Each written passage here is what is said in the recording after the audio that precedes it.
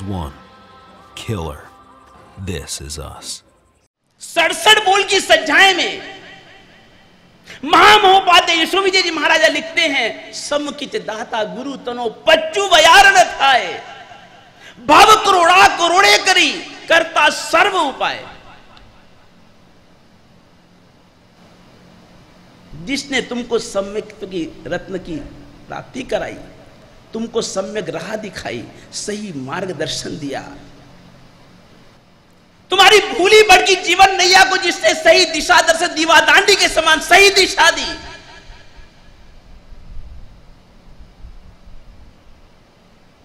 तुम्हारे लड़खड़ाते कदमों को अंगुली का पकड़ करके सहारा देकर के साथ देकर के तुमको सही मार्ग पर आगे बढ़ाया, चलना सिखाया, तुमको बढ़ना सिखाया, तुमको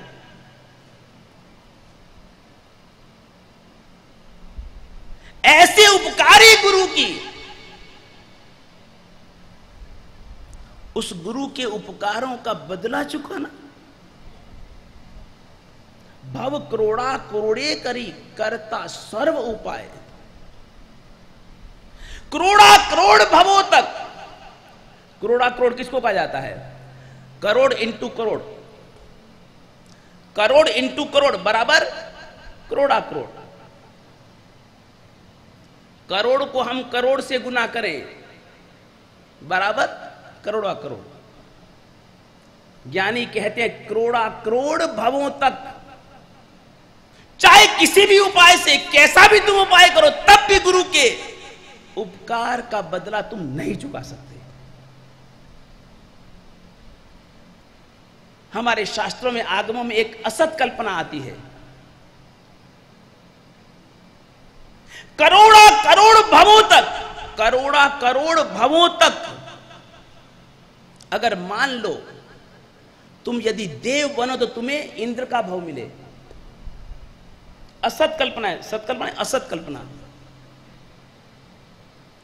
करोड़ा करोड़ भवों तक अगर तुम देव बनो तो इंद्र बनो, अगर मनुष्य बनो तो चक्रवर्ती बनो, षटखंड के अधिपति चक्रवर्ती। एक भव नहीं, दो भव नहीं, करोड़ा करोड़ भवों तक, करोड़ा करोड़ भवों तक यदि देव बनो तो इंद्र बनो, मनुष्य बनो तो चक्रवर्ती बनो। होता नहीं, हो सकता भी नहीं, लेकिन असत कल्पना शास्त्रों में जो लिखा है। और इतने भवों तक, करोड़ा करोड़ भवों तक इंद्र बनकर के भी, चक्रवर्ती बनकर के भी, इंद्र की चक्रवर्ती की कितनी रिद्धि सिद्धि समृद्धि होती है। चक्रवर्ती षटखंड का अधिपति होता है, अपार रिद्धि सिद्धि समृद्धि, इंद्र की कल्पना नहीं कर सकते ऐसी सुख समृद्धि होती है। साधन सामग्री सुविधाओं का पार नहीं होता, लेकिन करोड़ा करोड़ भवों तक तुम इंद्र बनो और चक्रवर्ती बनो, इतनी रिद्धि सिद्धि समृद्धि सब कुछ गुरु चरणों में अर्पित कर दो, सब कुछ न्योछावर कर दो, तब भी तुम गुरु के उपकार के ऋण से उरी नहीं हो सकते।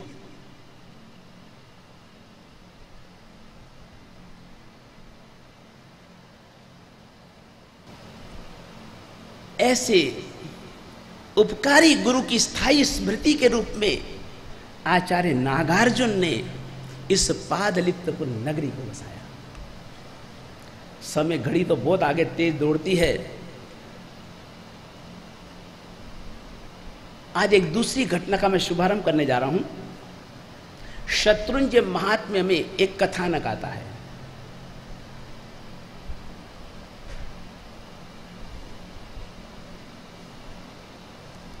इस भरत क्षेत्र की श्रावस्ती नगरी में त्रिविक्रम नाम का राजा राज्य किया करता था। क्या नाम था राजा का? त्रिविक्रम। एक बार वह राजा, घटना बहुत, प्रसंग बहुत संक्षिप्त में सुनाऊंगा। वह राजा एक दिन उद्यान में जा रहा था, अपने बगीचे में जा रहा था। रास्ते में जाते जाते बीच में एक सघन वट वृक्ष आया कुछ समय विश्राम के लिए, आराम के लिए वह उस वट वृक्ष के नीचे बैठ गया।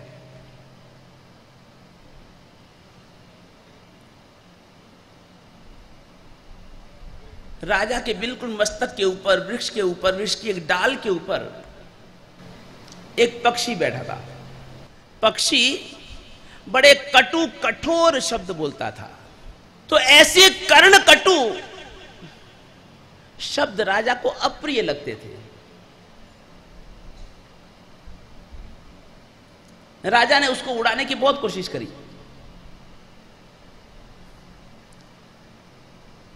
लेकिन सभी प्रकार के प्रयत्न करने पर भी, उड़ाने का प्रयास करने पर भी पक्षी नहीं उड़ता।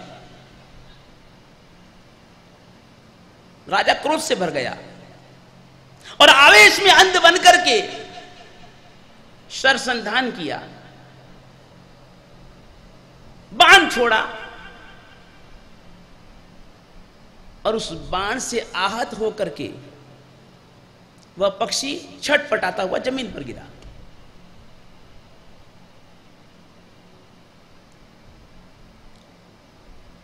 जमीन पर पड़े उस छटपटाते हुए, तड़पड़ाते हुए,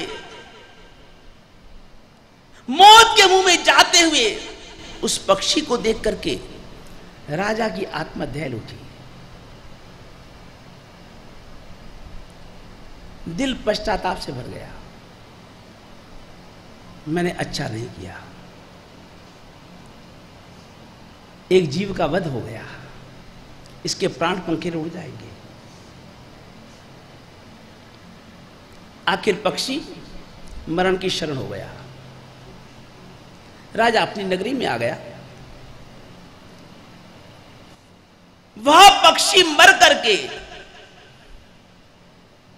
एक जंगल में भील के कुल में उत्पन्न हुआ।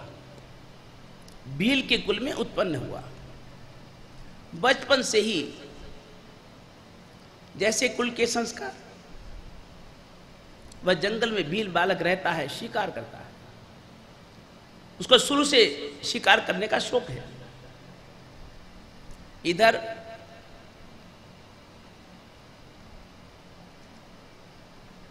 एक बार त्रिविक्रम राजा को एक धर्मरुचि नाम के सदगुरु मिले। गुरु के दर्शन हुए, नमन किया, वंदन किया और उनका उपदेश सुनने के लिए बैठ गया।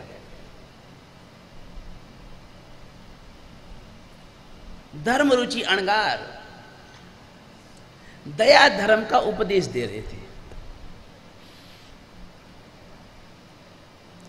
दया ही परम धर्म है,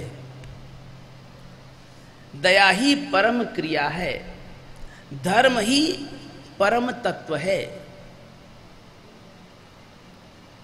दया के बिना तुम चाहे जितनी मर्जी साधना, आराधना, उपासना कर लो, दान कर लो, शील का पालन करो, तप कर लो, चाहे तुम ज्ञान ध्यान जितनी भी धर्म क्रियाएं क्यों न कर लो, सब व्यर्थ है, निरर्थक है। दया का अरुणोदय होता है, उसके बाद ही धर्म का सूर्योदय होता है। दया धर्म का मूल है। हम अपने तीर्थंकर भगवंतों के जीवन को देखें तो शांतिनाथ भगवान मेघरथ राजा के भव में एक पक्षी के जीवन दान देने के लिए स्वयं तराजू के दूसरे परड़े में बैठने के लिए तैयार हो गए। क्या उनकी दया करुणा होगी।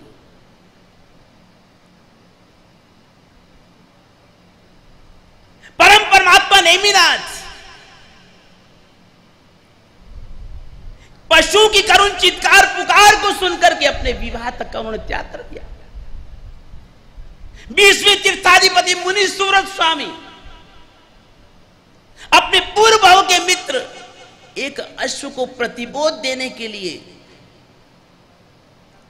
अपनी आचार मर्यादा को भी छोड़ करके सर्वज्ञ सर्वदर्शी होते हुए रात्रि में 60 योजन विहार करके भरूच पधारे। जबकि साधु सूर्यास्त के बाद में विहार नहीं कर सकता, हमारा आचार एक मर्यादा है। लेकिन स्वयं सर्वज्ञ सर्वदर्शी करुणावतार मुनि सुव्रत स्वामी एक अश्व को प्रतिबोध देने के लिए और रात्रि में विहार करके 60 योजन भरूच पधारे।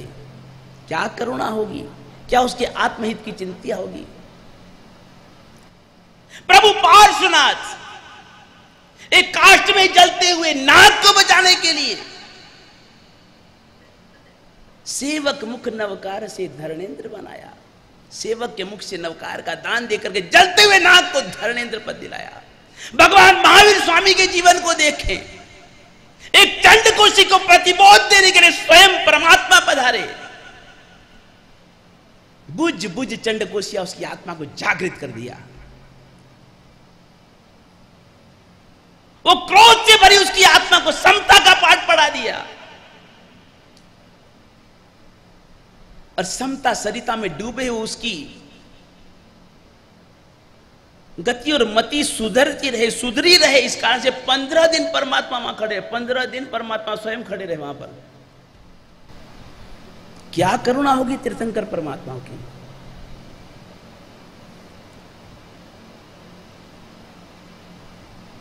ऐसा दया धर्म जब तक जीवन में नहीं आएगा, करुणा नहीं आएगी, तब तक तुम्हारे द्वारा की जाने वाली आराधना साधना उपासना सफल नहीं होगी। ये दया धर्म का उपदेश सुनकर के त्रिविक्रम राजा के मन में भी दया धर्म का उदय हुआ और अपने जीवन में शिकार के द्वारा किए गए जितने भी उन्होंने क्रूरतापूर्वक, निष्ठुरतापूर्वक, निर्दयतापूर्वक जो जीवों का वध किया था, हत्याएं करी थी, वो सभी दृश्य उसके मानस पट पर चलचित्र की भांति उभरने लगे। हृदय में पश्चाताप का पावक जल उठा, आंखों से सावन भादो बरसने लगे, पश्चाताप के आंसू निकल पड़े।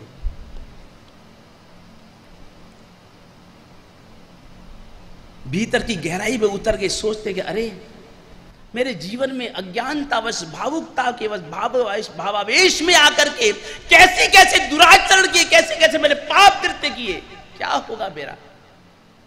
अवश्यमेव भोक्तव्यम कृतम कर्म शुभाशुभम, चाहे शुभ चाहे अशुभ, जो भी जीव जैसे कर्म करता है उसको वैसा फल भोगना ही पड़ता है। इस जीवन में पाप का ताप और अगले जन्म में मुझे नरक का मेहमान बनना होगा। दुखों को, पीड़ाओं को, प्रताड़नाओं को झेलना होगा, दुखों के दावानल में झुलसना होगा, कष्टों के कांटों की चुभन को झेलना होगा। मेरा क्या होगा। दुख के दरिये में डूबे हुए भी वह विवेक की नाव में सवार हो जाते, मन में विचार करते, अब तो केवल मुझे अपनी आत्मा का कल्याण करने के लिए, कर्मों से मुक्त होने के लिए, पापों से छुटकारा पाने के लिए, अब तो एकमात्र मेरे लिए परमात्मा द्वारा आचरित चारित्र धर्म ही एक मार्ग माध्यम है। गुरु के चरणों में निवेदन किया, गुरुदेव मुझे दीक्षा दे दो, मुझे चारित्र चिंतामणि प्रदान करो, मुझे चारित्र की चादर पहनाओ। गुरुदेव मेरी आत्मा का कल्याण, बहुत मैंने पाप किए हैं, बहुत दुष्कृत्य किए हैं, इस मन की मैली चदरिया को धोने के लिए अब तो मुझे चारित्र का जल प्रदान करें। त्रिविक्रम राजा ने दीक्षा ले ली। सभी शास्त्रों का गहन अध्ययन किया, द्वादशांगी का अध्ययन किया और उसके बाद गुरु की आज्ञा से अकेले विचरण करते करते उसी जंगल में पधारे, उसी वन में पधारते हैं, जंगल में पधारते हैं। और जंगल में एक जगह पर प्रतिमा धारण किए हैं, कायोसर्ग अवस्था में ताव कायम ठाणे नम मोणे नम ढाण पाण बोसिरामी कह करके आत्मलीन हो चुके हैं, आत्मरमणता में खो चुके हैं, अपनी सुध बुध भूल चुके हैं। और उस समय संयोग से वही भील बालक आता है और उस मुनि को देख करके पूर्व भव का वैर जागृत हो जाता है। वो संस्कार, वो अनुबंध। और आवेश में भर करके वो उस मुनि पर लकड़ियों से प्रहार करता है, मुष्टि से प्रहार करता है, खूब उनको हैरान परेशान करता है, खूब उनको हर तरह से मारता है, पीटता है। मुनि तो शांत हृदय वाले थे, समता के सागर थे, लेकिन फिर भी संस्कार उदय हुए। और जैसे काष्ठ से काष्ठ, जब लकड़ी से लकड़ी जब संघर्ष करती है तो उससे आग भड़कती है, और वैसे ही उनके हृदय में भी क्रोध जागृत हुआ।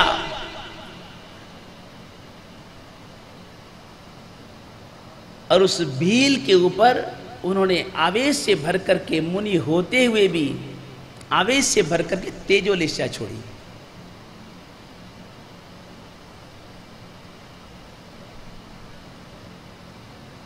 चाहे कोई भी क्यों ना हो, जब भीतर क्रोध का तूफान उठता है, जब क्रोध की आंधी, आवेश की आंधी चलती है, तो विवेक का दिया बुझ जाता है।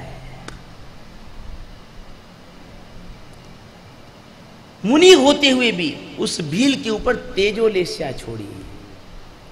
और जिस तरह से लकड़ी आग से जल करके राख बन जाती है, खाक बन जाती है, उसी तरह से वह भील भी मर करके राख बन गया, खाक बन गया। बिंदु संयुक्तम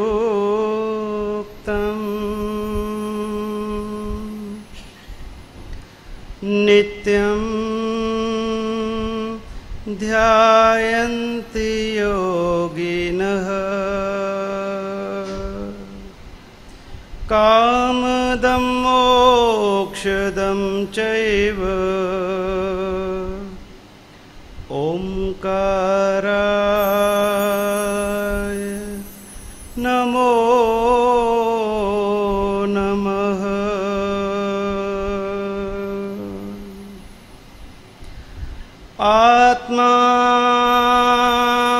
आत्मारामं गुणागारं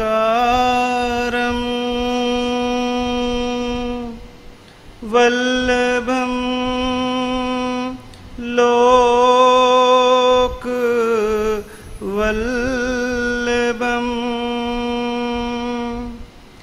समुद्रं मोददातारम्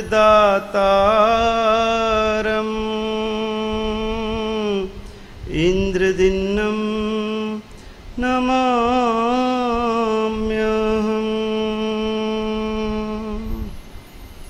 नित्यानन्दं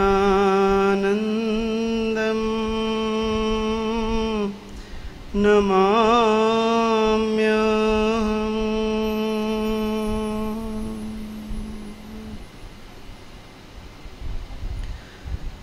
परम तारक परम परमात्मा के चरणों में अनंत अनंत वंदन। परम श्रद्धेय गुरुचरण, धर्म सभा में उपस्थित धर्मानुरागी भव्य आत्माओं,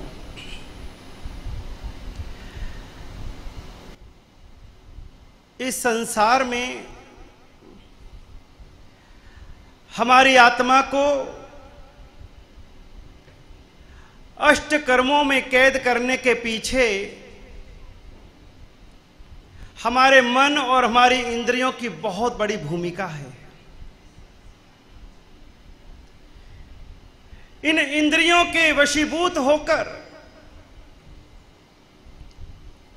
इन इंद्रियों के प्रिय विषयों में आसक्त होकर हमने इस संसार में हर गति और हर योनि में जन्म मरण किए हैं। अनंत दुख, अनंत वेदनाएं इस आत्मा ने भोगी हैं। इस जगत का ऐसा कोई दुख नहीं जो हमारी आत्मा ने भोगा नहीं। देवलोक के सुखों से लगा करके नारकीय दुखों तक अनंतवार यात्रा की है, फिर भी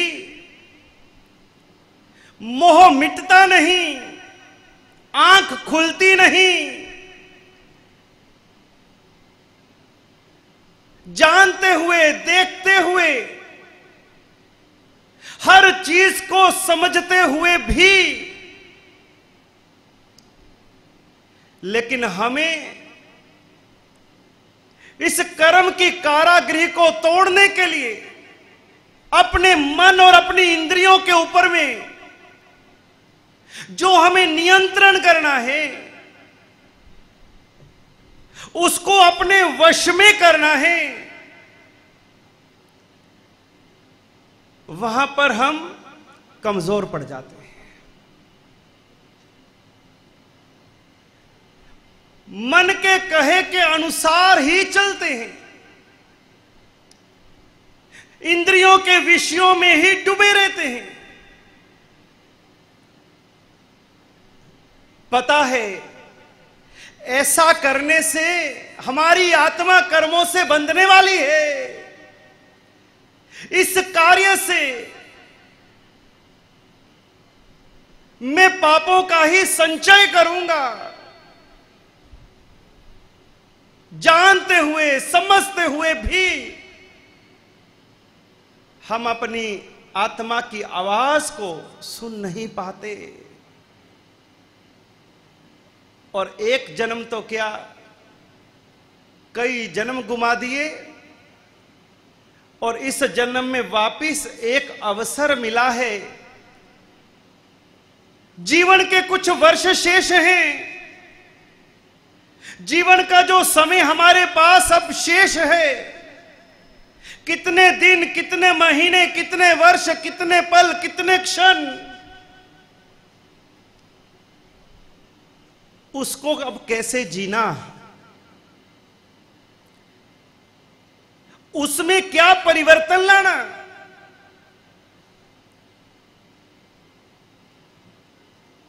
हमारे मन की मान्यताएं,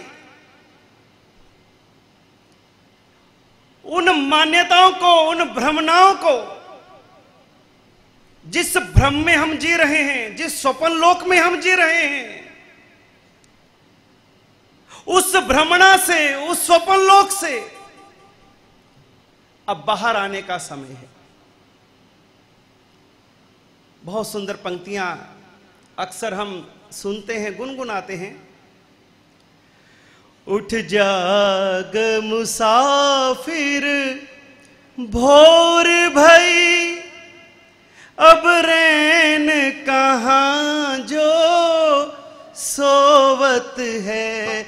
उठ जाग मुसाफिर भोर भई, अब रैन कहां जो सोवत है। जो सोवत है सो खोवत है, जो सोवत है सो खोवत है। जो जागत है सो पावत है। जो जागत है सो पावत है। और एक बार आप सभी बोलेंगे यही पंक्तियां। उठ जाग,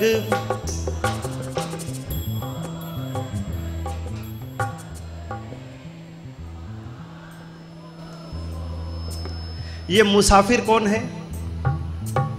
मुसाफिर कौन है?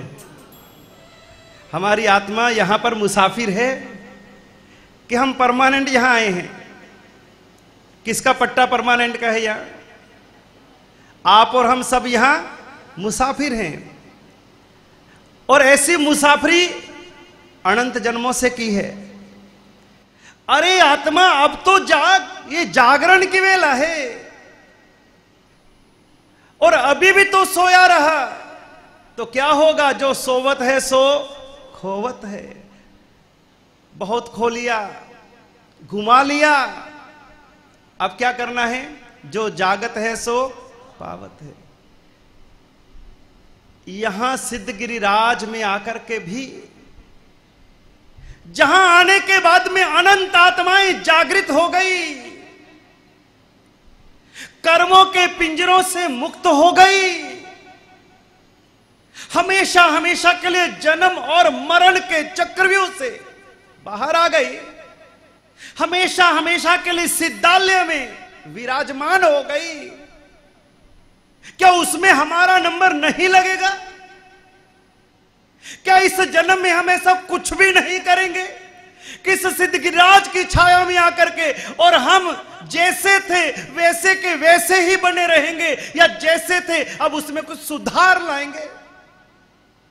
क्या अपनी सोच में, अपनी प्रवृत्ति में, अपने विचारों में, अपने कार्यों में क्या कहीं तनिक भी क्या कोई अंतर आया? क्या हम उसी जीवन के उसी पुराने ढर्रे के ऊपर में, उसी के ऊपर तो नहीं चले जा रहे? लकीर के फकीर तो नहीं बने, उसी लकीर को तो नहीं पीटते जा रहे? वही सुबह उठना, वही हमारा दैनिक नित्य कर्म, उसी तरह से तोता रटन के जैसे हम पाठ पढ़ते जा रहे हैं, सूत्र रटते जा रहे हैं, क्रिया करते जा रहे हैं, दिनचर्या पूरी हो जाती है, सारी विधि पूरी हो जाती है, लेकिन भीतर के अंदर में जैसे थे, क्या फर्क? फिर क्या किया? फिर अनंती बार मानव भव मिला है, अनंती बार जैन कुल मिला है, अनंती बार सुदेव सुगुरु सुधर्म मिले, अनंती बार हमने दीक्षा ली है। अरे मेरू पर्वत के जितने ओगे इकट्ठे कर दो, इससे भी ज्यादा दीक्षा ले चुके हैं। इतनी बार संयम का पालन किया, इतनी बार श्रावक जीवन का पालन किया, इतनी बार वीरती धर्म का पालन किया, इतनी बार आचार्य पद तक पहुंचे। अरे तीर्थंकर के समव शरण में भी जाकर के आ गए, तीर्थंकर के भी दर्शन कर लिए, तीर्थंकर की भी देश न सुन ली होगी, लेकिन अभी तक जहां थे, क्यों भाई हमारी आत्मा क्यों भटक रही? कारण कि हमने अपने मन को, अपनी इंद्रियों को अभी तक आत्मा की ओर सन्मुख नहीं किया। हम तो संसार की ओर, बाह्य विषय वासनाओं की ओर, उसी ओर हमने अपने मन को, तन को, जीवन को वहीं जोड़ रखा है, उसी को सार समझ रखा है, उसी में सुख मान रखा है, उसी में अमृत मान रखा है। तो कैसे हम इस आत्म सुख का आनंद ले पाएंगे? जिसको सच में आत्मा का कल्याण करना है, जो समझता है कि बस प्रभु अब मुझे और नहीं भटकना, बस प्रभु मुझे अब और जन्म मरण नहीं करना, बहुत भटक लिया प्रभु, अब तो प्रभु मुझे बस तेरी शरण चाहिए, तेरे चरण चाहिए, मुझे मेरा उद्धार करना है। कितने संबंध निभा लिए, कितने जीवन गुमा लिए, लेकिन कोई मेरी आत्मा के काम नहीं आया। अगर मेरी आत्मा के काम कोई आएगा तो मेरे परमात्मा, मेरा धर्म काम आएगा। जिनके लिए आप जी रहे हो, उनमें से कौन आपके काम आएगा भैया? जिनके लिए आप जी रहे हो, जिनके लिए आप कमा रहे हो, जिनके लिए आप सोच रहे हो, वो कोई भी सांसारिक संबंध, पदार्थ किसी के काम आएगा? जिस दिन आंख बंद हुई,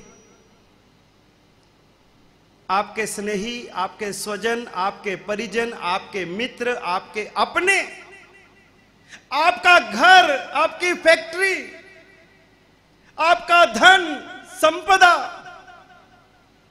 जो आपकी थी, आप तो चले गए, उसका क्या हुआ? तो किसके लिए ये जो बंधन बनाए हैं, ये वास्तविक बंधन नहीं। ये जितने भी बंधन हैं, ये नाशवान हैं, क्षणिक हैं, और हमको लगता है कि बस यही तो अपने हैं, इनके लिए तो जीना है, यही तो जिम्मेदारी है, इन जिम्मेदारियों को ही तो निभाना है। ये जिम्मेदारियां जिम्मेदारियां कह करके हम अपने आत्मा का अहित कर जाते हैं और कर्मों के बोझ से और अधिक बोझिल होकर के हम संसार से विदा होते हैं। ये बंधन किसी के बनाए हुए नहीं है, ये हमारे खुद के बनाए हुए बंधन है, हमारे मन से ही निर्मित ये बंधन है। आपको किसी ने नहीं बांधा, आज भी आप स्वतंत्र हो।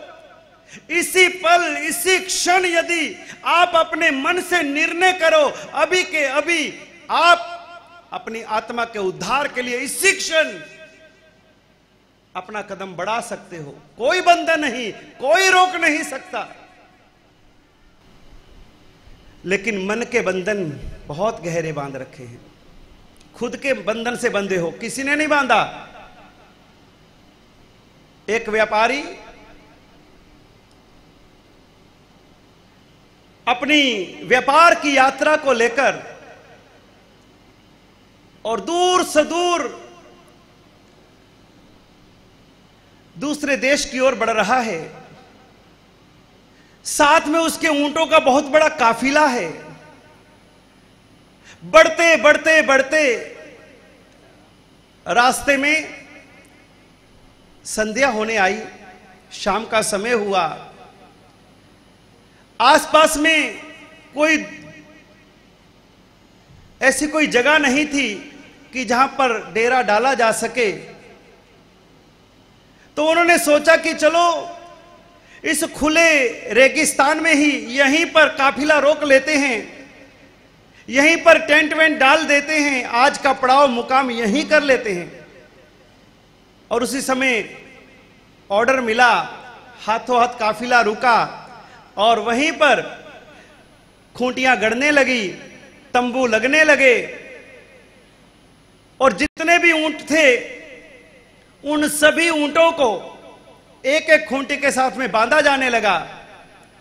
जैसे ही सारे ऊंटों को बांध दिया, लेकिन लास्ट में देखा तो एक ऊंट उसको बांधने के लिए ना खूंटी थी ना रस्सी थी, पीछे कहीं भूल गए।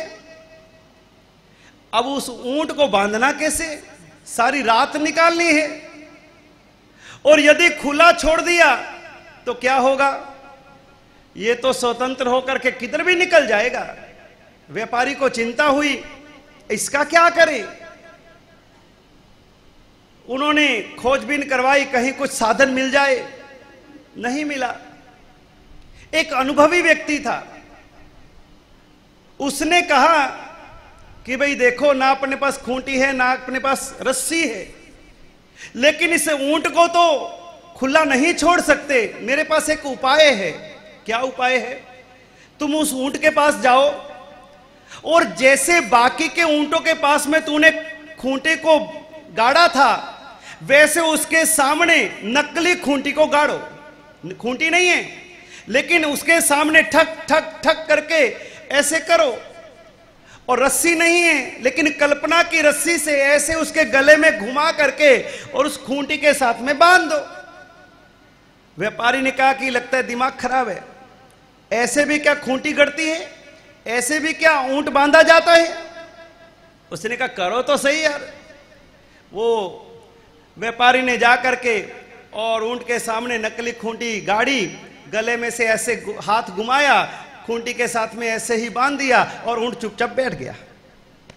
ऊंट ने क्या समझा कि मुझे खूंटी पे बांध दिया है, जबकि असलियत में वो बंधा नहीं है, खुला ही है। लेकिन मान्यता में क्या आ गया कि मुझे इस खूंटी के साथ में बांध दिया गया है। सुबह हुई, तंबू उठने लगे, खूंटियां उखड़ने लगी और धीरे धीरे धीरे सारे ऊंट उठ खड़े हुए, सारी खूंटियां खुल गई। लेकिन सारे ऊंट उठने के बाद में वो जो ऊंट था वो अभी भी बैठा है, वो अभी भी बैठा है। व्यापारी हैरान कि ये क्यों नहीं उठ रहा, तो वो वापिस भागा उस व्यक्ति के पास कि अरे भाई ये तो बंधा ही नहीं है, ऐसे ही बैठा है, सारे ऊंट उठ गए, अभी तक ये क्यों नहीं उठ रहा। उसने कहा कि अरे भाई ऐसे थोड़ी उठेगा, तुम जाओ और जाकर के सबसे पहले उसके सामने वो जो कल कल्पना की खूंटी गाड़ी थी और गले में रस्सी डाली थी, पहले भैया उसको वापस से खोलो, खूंटी को उखाड़ो और उसके बाद वो ऊंट उठेगा। और जैसे व्यापारी ने जाकर के वो वहां पर नाटक किया और खूंटी खोलने का और रस्सी खोलने का, और ऊंट वहीं खड़ा हो गया और साथ चल पड़ा।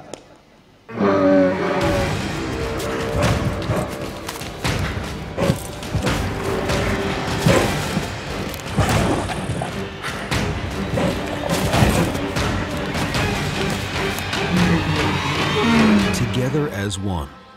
Killer. This is us.